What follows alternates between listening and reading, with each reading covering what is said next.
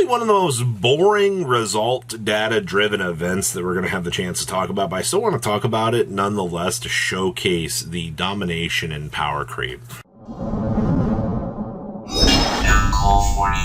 You guys smash the living crap out of that subscribe button so you guys don't miss out on more awesome content. So, China's mainland WCQ was held over this past weekend and had 69 participants. Okay.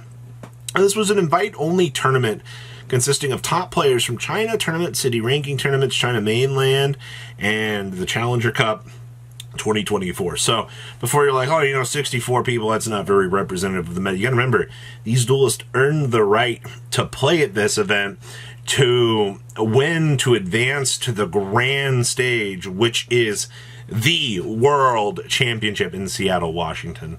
I can't wait to see how that is going to fold out here. But your top cut for this event is actually kind of disturbing, actually. So this was 6 rounds of Swiss, top 8 single elimination, and the champion, only one gets invited, by the way. So you had to overcome all of this.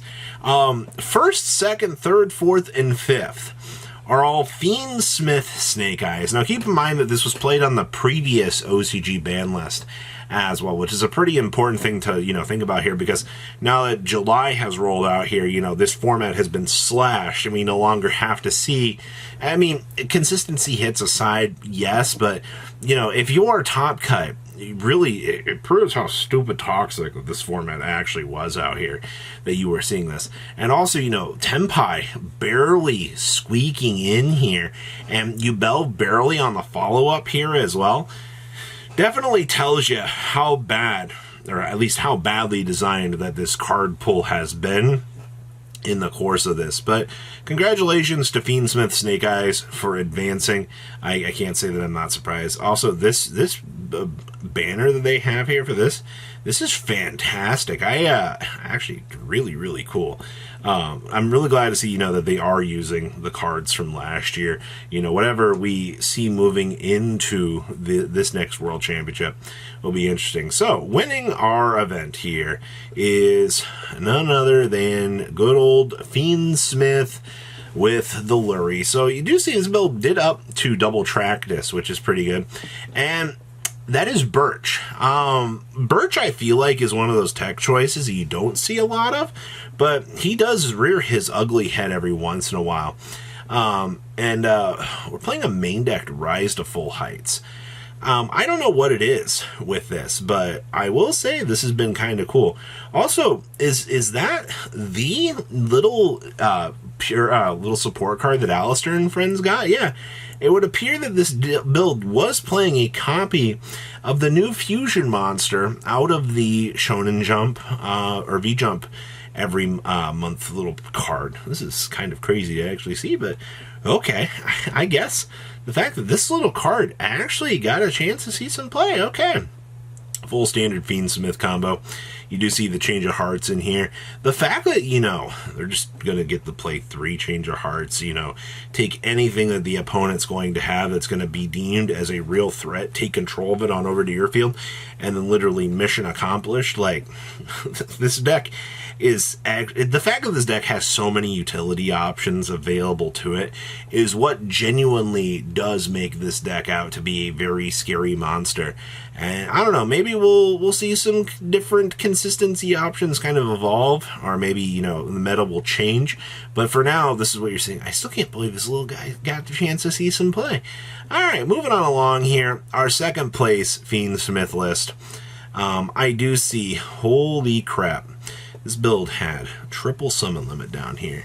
Well, yeah, oh, hi, little spellcaster friend. I'm glad to see you're seeing play here again, too. Double track this does look like it was the major play for this event, which is fine. This build's not playing our dear other little rat friend. Okay. Standard 1 Lurie. We also have the DD Crow in here. Still doing, yeah, full Beatrice combo. I'm not really all that surprised. We do see the Ambler Whale seeing a little bit more play. Having this card be that little defensive clutch for you, so you can kind of roll this on out, is pretty strong. And I do see this build did pull something out of the Snake Eyes, or excuse me, out of the Tenpai Dragon handbook out here. We are playing with heat waves down here. I guess being able to heat wave your opponent so that they actually cannot play the game or, try to do something is actually really, really strong. A free turn skip back to your turn actually could win you some pretty devastating gameplays. So that's actually really, really cool. All right, our fourth Snake Eyes variant. Okay, I see that this build did round itself down to 40. No Birch again. We're just doing good old Oak here. Hello, Lori and friends. This build is a lot more anti-meta driven than the other build that we saw, actually sporting off the triple summon limit with the one there can only be one and the one skill drain built into the main deck. So you gotta think about in terms of, how this deck is, sitting here pressuring the opponent. Like, whew, that's actually kind of disgusting. Side deck, there's that Rise to Full Heights again. They must really love Rise to Full Heights being this little cheese card out here. Just to kind of put that massive pressure on your opponent and you can kind of steal some games with it. But, the fact you have the whole hand trap squad here just to steal these games from your opponent. I, too, love having an extra 9 friends to call up on the phone to try to end the game very quickly. We have more of this. I do see... Now, this build's not playing the new promo, which, I did like. I thought it was kind of cute. We are playing 42. We also have the Droll, the good old friend here, Indivailer, built in the main deck for the cross out, just so you can kind of see them. Still in main decking 1 OSS, which I think is fine. There's that Blue Angels of Tier that we have seen. I do like this card. I think it's really cute. Maybe the TCG will eventually, start to see this.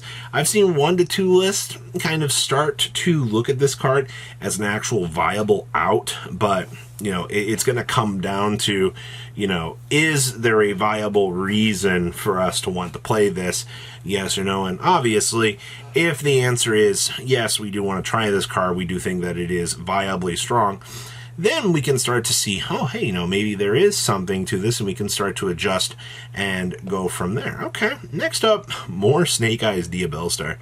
Wow, this build actually got away with playing a Silvera. That's actually incredibly cute. You do see, hey, guess what? There's no promo down here. I guess having that promo card was really just that much of a competition changing moment. Like, that's so crazy to think about. We also had the Dramatic Chase in here as a one of. You really do get the chances to see, why these tech choices matter all that much in, the grand scheme of deck building. This build also played one Change of Heart for the thrust to toggle into it. Yeah, we all know why we're playing degenerate things like this. And then, of course, there's that Blue Angels tier again.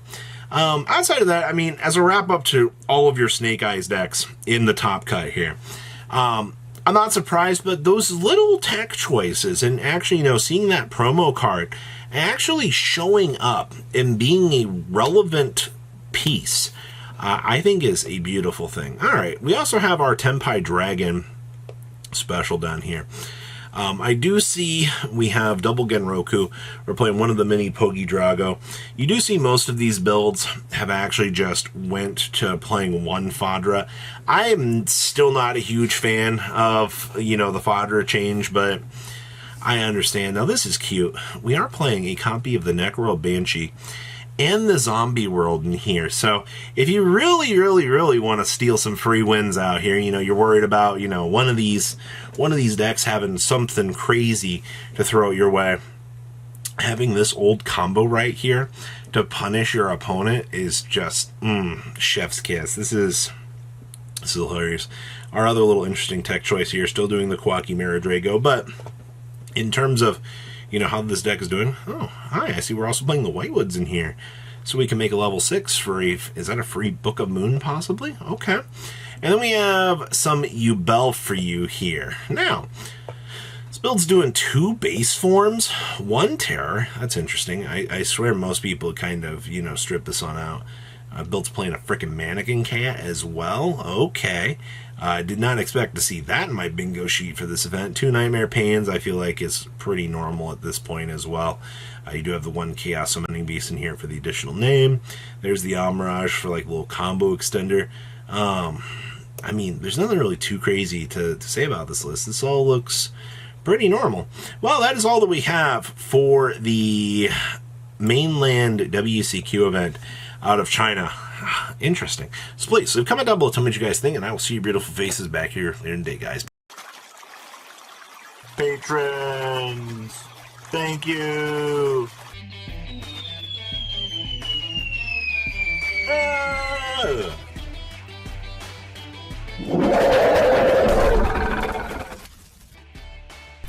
Thank you so much for watching. Check out these other videos.